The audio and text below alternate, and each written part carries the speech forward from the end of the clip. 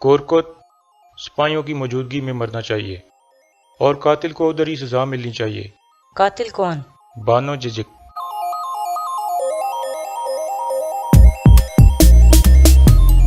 اب تم خوش ہو بھائی، تمہاری خواہش پوری ہو گئی ہے، تم نے ہمارے قبیلے کو مصیبت سے بچا لیا ہے۔ اللہ کرے کہ آپ لوگوں کا فیصلہ صحیح ہو۔ بھائی ایرطغرل۔ السلام علیکم ناظرین، اس قسط کے آغاز میں حلیمہ سلطان سلجان کو کہتی ہے کہ میں نے تمہارے مسئلے میں تمہارا ساتھ دیا، لیکن اب یہ ساری باتیں مجھے ارطغرل کو بتانی ہوگی۔ سلجان کہتی ہے ابھی مت بتاؤ کیونکہ میرے پاس کوئی ٹھوس ثبوت نہیں ہے ان کے خلاف، اس لیے پہلے گوکچے کی شادی ہو لینے دو، پھر ہو سکتا ہے کہ کورکت بے خود ہی کوئی نہ کوئی قدم اٹھا لے، لیکن اگر ارطغرل کو ان باتوں کا پتہ چل گیا تو پھر نہ جانے کیا ہوگا۔ دوسری طرف بانو ججک اپنی تلوار صاف کر رہی تھی کہ اتنے میں آیت وہاں پہنچتی ہے اور کہتی ہے تمہاری دو درگا قبیلے کے لیے بہت زیادہ خدمات ہیں اور تم تعریف کے قابل ہو۔ بانو ججک کہتی ہے کورکت بے اور دورو خاتون نے میرے لیے جو کیا ہے اس کے مقابلے میں یہ خدمات کچھ بھی نہیں ہیں۔ آیت کہتی ہے لگتا ہے تم دورو خاتون سے بہت پیار کرتی تھی۔ بانو کہتی ہے ہاں میں کرتی تھی اور دل کی گہرائی سے کرتی تھی، لیکن وہ بغیر کسی بیماری کے فوت ہو گئیں، اس کا مجھے بہت دکھ ہے۔ آیت کہتی ہے موت کا کچھ پتہ نہیں ہوتا کہ کب آ جائے، کل دورو خاتون اور آج ہم۔ بانو ججک کہتی ہے موت کی طرح آپ کو یہ بھی نہیں پتا ہوتا کہ وہ کس کے ہاتھ سے آئے گی، اللہ ہمیں ان منحوس ہاتھوں سے محفوظ رکھے۔ اس دوران بانو ججک نے ہاتھ میں تلوار پکڑی ہوئی تھی اور غصے کی وجہ سے اس کا ہاتھ زخمی ہو جاتا ہے اور خون نکل آتا ہے۔ آیت اسے رومال دیتی ہے جس سے وہ خون صاف کرتی ہے اور پھر وہاں سے چلی جاتی ہے۔ اس کے جانے کے بعد آیت اپنے آپ سے کہتی ہے تمہاری موت میرے ہاتھوں سے ہوگی بانو ججک۔ دوسری طرف ارطغرل اور حلیمہ سلطان قبیلے سے باہر ایک جگہ گئے ہوئے تھے۔ حلیمہ کہتی ہے گونجا گل اور گندوگدو کی شادی کا کیا ہوگا؟ ارطغرل کہتا ہے جو لوگ شادی سے پہلے ہمارے خیمے میں چوری کر سکتے ہیں وہ شادی کے بعد کچھ بھی کر سکتے ہیں، اس لیے یہ میری ذمہ داری ہے کہ ضرورت پڑنے پر یہ شادی رکوا دوں، یہ ہمارے قبیلے کے مستقبل کا سوال ہے۔ دوسری طرف گندوگدو گمستگن کے خیمے میں جاتا ہے اور کہتا ہے جو بھی ہوا اس کا مجھے بہت افسوس ہے۔ گمستگن کہتا ہے ارطغرل نے سب سپاہیوں کے سامنے میری بے عزتی کی اور تلوار میری گردن پر رکھ دی، تمہارے افسوس سے کوئی فرق نہیں پڑتا، تمہاری والدہ نے بھی گونجا کل کو بلا کر اس امانت کے لیے تفتیش کی تھی، اب سے تمہارا اور میری بیٹی کا رشتہ ختم، اور اب تب تک میرے خیمے میں نہ آنا جب تک یہ مسئلہ آپ لوگ آپس میں حل نہ کر لو۔ دوسری طرف بانو ججک اپنی زخمی ہاتھ پر پانی ڈال رہی تھی، اتنے میں دوان وہاں آتا ہے۔ بانو ججک کہتی ہے کچھ نہیں ہے دوان الپ، میرا ہاتھ ہلکا سا زخمی ہو گیا ہے۔ دوان کہتا ہے یہ زخم گہرا بھی ہو سکتا ہے، تمہیں خیال کرنا چاہیے۔ پھر دوان اس کی ہاتھ پر پٹی باندھتا ہے اور کہتا ہے اس کو ایسے دبا کے رکھو تاکہ خون زیادہ نہ بہے۔ بانو ججک اس کا شکریہ ادا کرتی ہے۔ دوسری طرف ابن العربی اور گائکلی جنگل میں ایک جگہ موجود ہوتے ہیں۔ گائکلی پوچھتا ہے انسان کیا ہے استاد؟ ابن العربی کہتے ہیں انسان اس زمین پر اللہ کی مہر ہے، درخت، پرندے، پودے، سمندر، دریا، یہ سب کیوں ہیں؟ یہ چاند اور سورج کیوں ہیں؟ یہ سب انسان کے لیے ہیں۔ اس جہان کی ساری خوبصورتی اور کھیل تماشا سب انسانوں کے لیے ہے تاکہ انسان سکون سے زندہ رہ سکے اور اللہ کا شکر ادا کرے، لیکن انسان ناشکرا ہے، حالانکہ انسان ایک سانس کا محتاج ہے اور اگر یہ نہ ہو تو انسان فوراً گر جائے، لیکن انسان سمجھتا ہے کہ طاقت اس کے پاس ہے، اللہ ہمیں شکر گزار بنائے۔ گائکلی کہتا ہے آمین۔ اتنے میں ارطغرل وہاں پہنچتا ہے۔ گلے ملنے کے بعد ابن العربی کہتے ہیں مجھے بتاؤ تم کن کن جگہوں پر ہو کے آئے ہو؟ دوسری طرف قبیلے میں گندوگدو حائمہ خاتون کے پاس جاتا ہے اور کہتا ہے ارطغرل نے ایک بار پھر مسئلہ بنا کر اپنے بھائی کی شادی توڑ دی۔ حائمہ خاتون کہتی ہیں ہر بادل امید کی ایک کرن ہوتا ہے، تمہیں صبر سے کام لینا چاہیے۔ دوسری طرف آیت گمستگن کو کہتی ہے ہم اس مسئلے سے کیسے نکلیں گے؟ گمستگن کہتا ہے کورکت سپاہیوں کی موجودگی میں مرنا چاہیے اور قاتل کو ادھری سزا ملنی چاہیے۔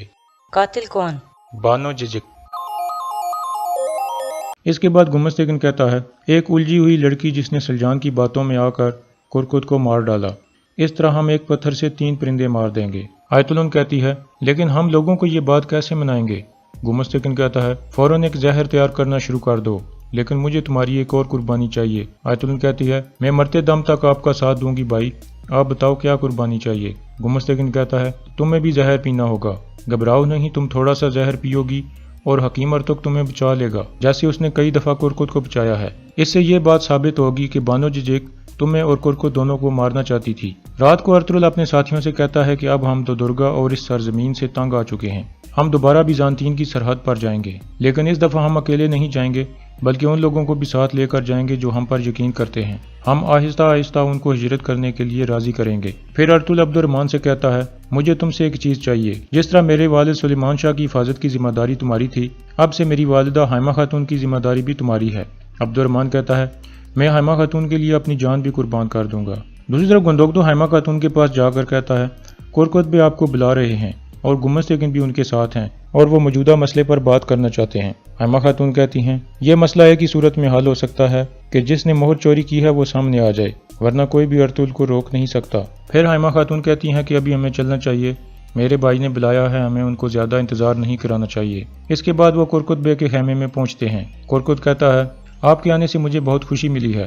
گمستگین اور ارطغرل کے درمیان ہونے والے ہر واقعے کے بارے میں سب کو معلوم ہے، لیکن میرے خیال میں اس کی سزا گندوگدو اور گنجا گل کو نہیں ملنی چاہیے کیونکہ یہ ایک دوسرے کو پسند کرتے ہیں۔ پھر گمستگین کہتا ہے گندوگدو میرے بیٹوں کی طرح ہے اور یہ ایک بہادر انسان ہے، کوئی بھی شخص اسے اپنی بیٹی سونپ کر فخر محسوس کرے گا، لیکن یہ مسئلہ دو سردار خاندانوں کے درمیان ہے، اس لیے جب تک ارطغرل خود آ کر مجھ سے معافی نہیں مانگتا تب تک گندوگدو کو اپنی بیٹی سونپنا مناسب نہیں ہے۔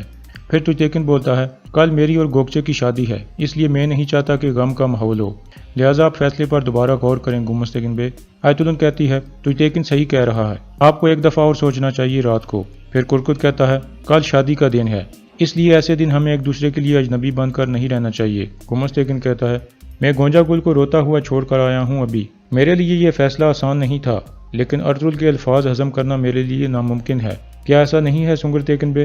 سنگر تیکن کہتا ہے ابھی تک یہ نہیں دیکھا گیا کہ ارطغرل نے کبھی کوئی غلطی کی ہو، لیکن میری دعا ہے کہ اس دفعہ وہ غلط ہو۔ پھر ہائمہ خاتون کہتی ہیں ہم یہ فیصلہ اس وقت کریں گے جب یہ پتہ چل جائے کہ ارطغرل صحیح ہے یا غلط، کیونکہ جیسا کہ گمستگین نے کہا ہے یہ مسئلہ دو سردار خاندانوں کے درمیان ہے، اس لیے سچ سامنے آنے تک ان کی شادی نہیں ہو سکتی۔ اس کے بعد سب اپنے اپنے خیموں میں چلے جاتے ہیں۔ واپس آ کر گندوگدو ہائمہ خاتون سے کہتا ہے آپ ایسا کیسے کہہ سکتی ہیں والدہ؟ ہائمہ خاتون کہتی ہیں یہ شادی ہمارے لیے خوشی نہیں لے کر آئے گی جب تک کہ مہر چوری کرنے والا سامنے نہ آ جائے۔ اتنے میں ارطغرل بھی وہاں آتا ہے۔ گندوگدو اسے کہتا ہے اب تم خوش ہو بھائی، تمہاری خواہش پوری ہو گئی ہے، تم نے ہمارے قبیلے کو مصیبت سے بچا لیا ہے، اللہ کرے کہ آپ لوگوں کا فیصلہ صحیح ہو۔ بھائی ارطغرل اس کے بعد ہائمہ خاتون ارطغرل سے کہتی ہیں اب تک میں تمہاری باتوں پر غور نہیں کرتی رہی اور تم ہمیشہ صحیح ثابت ہوئے، اس مسئلے پر میں تمہاری بات سنوں گی، جب تک مہر چوری کرنے والا شخص سامنے نہیں آ جاتا میں گندوگدو اور گونجا گل کی شادی نہیں ہونے دوں گی، لیکن اگر تم غلط ہوئے تو ہم ان کا سامنا کیسے کریں گے؟ کل گوکچے کی شادی ہے، میں مزید کوئی مصیبت نہیں چاہتی۔ ارطغرل کہتا ہے میں سمجھ گیا والدہ۔ اگلے دن صبح کے وقت گوکچے سلجان کے خیمے میں جاتی ہے اور کہتی ہے میں آپ کا ہاتھ چومنا چاہتی ہوں اور آپ کی دعائیں لینا چاہتی ہوں۔ سلجان اسے گلے لگا لیتی ہے اور پیار دیتی ہے۔ پھر گوکچے کہتی ہے میں نے آپ کا دل توڑا اور اپنی حد کراس کی، حالانکہ آپ صحیح تھیں، آپ نے ہمیشہ میری مدد کی، مجھے معاف کر دیں، میں شادی سے پہلے آپ کی دعائیں لے کر جانا چاہتی ہوں۔ سلجان کہتی ہے میری دعائیں ہمیشہ تمہارے ساتھ ہیں، تم میری زندگی کا حصہ ہو، میں کسی کو بھی تمہارا دل نہیں توڑنے دوں گی۔ پھر وہ دوبارہ گلے ملتی ہیں اور یہاں اس قسط کا اختتام ہو جاتا ہے۔